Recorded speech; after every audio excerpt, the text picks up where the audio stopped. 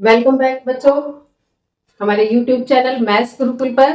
और जिन्होंने अभी तक ये चैनल सब्सक्राइब नहीं किया है वो कर लें और वीडियो को लाइक जरूर कर दें। ठीक है, स्टार्ट करते हैं। कल जहाँ हमने छोड़ा था वास्तविक संख्याएं, एक्सरसाइज थी 1.2।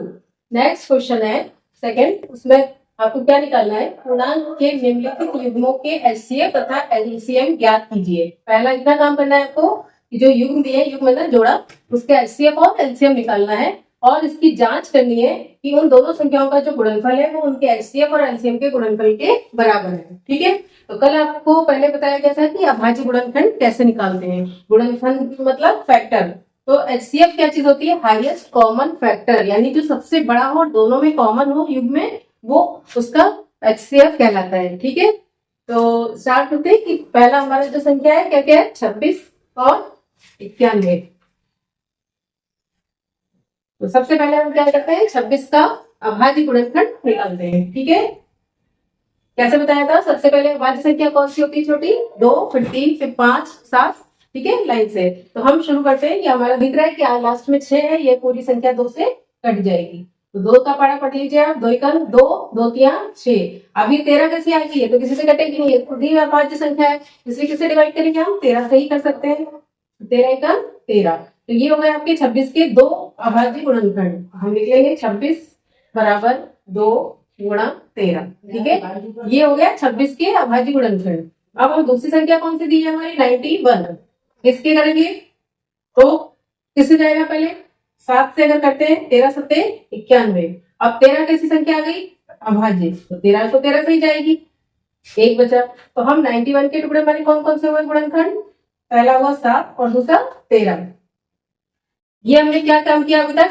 जो दो पेयर दिए थे उनके दोनों के अभाज्य गुणनखंड करके लिख लिए। ठीक है, अब इसमें से हाईएस्ट कॉमन फैक्टर निकालना है, यानी कि HCF निकालना है सबसे पहले। इसका मतलब होता है कि ऐसी संख्या जिससे हम इसको भी डिवाइड कर सके पूरा पूरा। HCF का मतलब उसी संख्या से इसको भी डिवाइड कर दें, वो सबसे बड़ी संख्या होनी चाहिए। तो इन दोनों में तरीका क्या है कि जब आपने फैक्टर लिख लिए तो जो कॉमन आ रहा हो, जो दोनों में हो कॉमन और हाईएस्ट, तो वो हमारा आंसर हो जाता है। ठीक है, 13 से हम 26 को भी डिवाइड कर सकते हैं, 13 से हम 91 को भी डिवाइड कर सकते हैं, सबसे बड़ी संख्या है। देखिए 2 हमने क्यों नहीं लिया? क्योंकि 2 इसमें नहीं है। 7 क्यों नहीं लिया? क्योंकि 7 इसमें नहीं है। तो हमारा HCF क्या हो गया? 13। यहाँ तक आपको निकालना है HCF। आप लेते हैं LCM।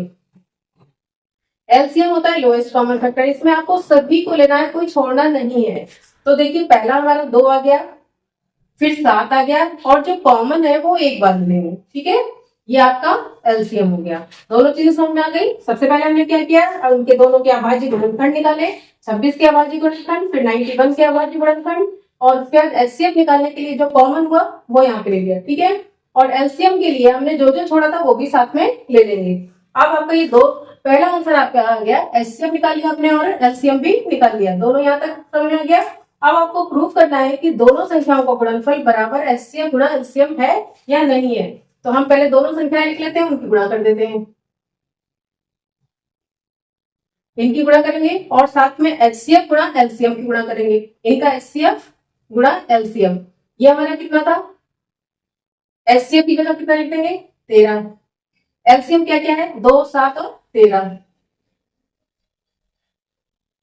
अगर ये दोनों बराबर आते हैं तो हमारा ये जो दिया गया है वो प्रूव हो जाएगा। तो इसकी गुणा जब आप करेंगे तो आएगा 23, 66। और इसको जब गुणा करेंगे तो देखिए पहले इन दोनों को कर लीजिए तो आसान हो जाएगा। तो 13 दूनी 26 और 13 सत्ते 91। देखिए यही दोनों चीजें फिर आ गई, तो इनका भी गुणनफल सेम आ जाएगा 23, 66। तो यहाँ पे आप लिख सकते हैं कि ये प्रूव हो गया कि क्या दोनों का संख्याओं का गुणनफल और HCF और LCM का गुणनफल दोनों ही बराबर आ गए। ये दोनों देखिए आपके बराबर आ गए। एक बार रिवाइज कर लीजिए इसको कि पहले हमने जो भी पेयर दिया हुआ है उनको क्या किया? दोनों के अभाज्य गुणनखंड निकाले और ऐसे लाइन से लिख लिए। HCF निकालने के लिए जो कॉमन हो गया, कॉमन फैक्टर हाईएस्ट, वो HCF हो गया।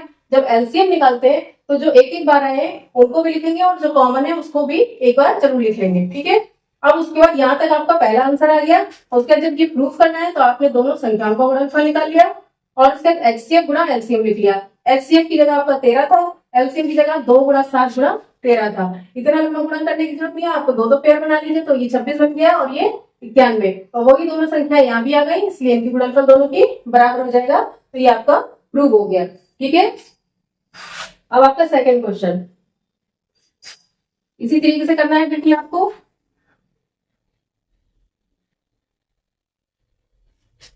पहली संख्या क्या है, 510।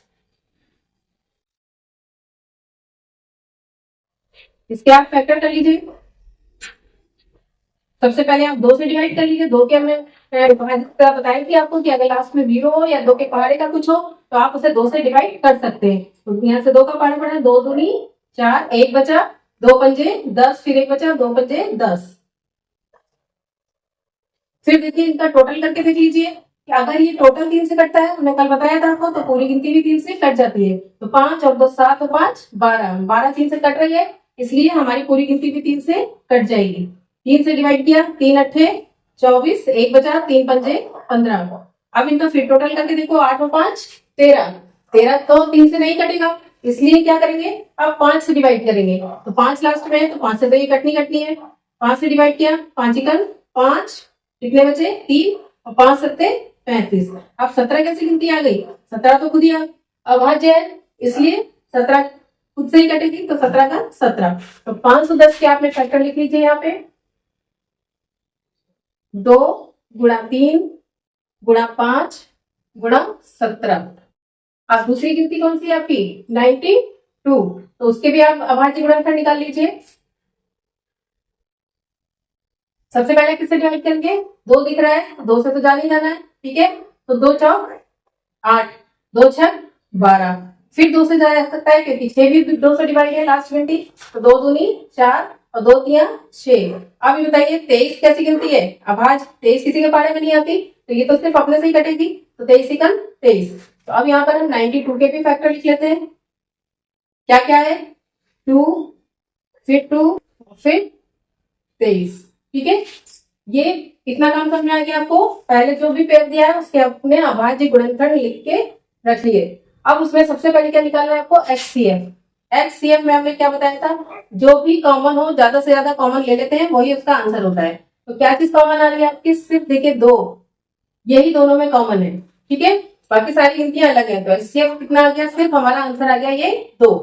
अब एलसीएम जब निकालते हैं तो हमें जो कॉमन था वो तो एक बार लिखेंगे, और बाकी जो भी सब बचे हैं वो भी सब उतारने पड़ेंगे गुणा में। तो पहले इन सबको उतार लीजिए, और जो ये बची,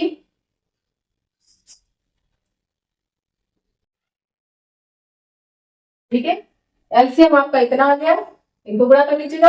और एलसीएम और एचसीएफ आपका आ गया सिर्फ 2, क्योंकि सिर्फ 2 ही कॉमन था। इतना आधा क्वेश्चन आपका हो चुका है, एलसीएम निकल गया और एलसीएम निकल गया। अब आपको दोनों संख्याओं का गुणनफल निकालना है, तो 510 गुणा 92 कर लीजिए, ये आ जाएगा। ठीक है, और अब नीचे क्या करना है, हमें इन दोनों को बराबर देखना है। तो एचसीएफ गुणा एलसीएम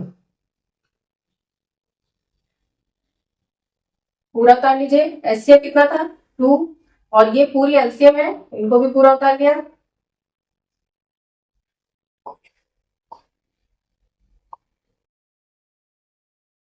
ठीक है, इनकी भी जब गुणा कर लीजिए और चेक कर लीजिए, ये भी आंसर आपका क्या आएगा, 23,407। और फिर आप क्या लिख सकते हैं कि ये प्रूफ हो गया। ठीक है बच्चों, दोनों क्वेश्चन आपके समझ में आ गए। ठीक है, चलिए मिलते हैं अगली वीडियो में। वीडियो को लाइक करना मत भूलिएगा। Thank you, bye bye.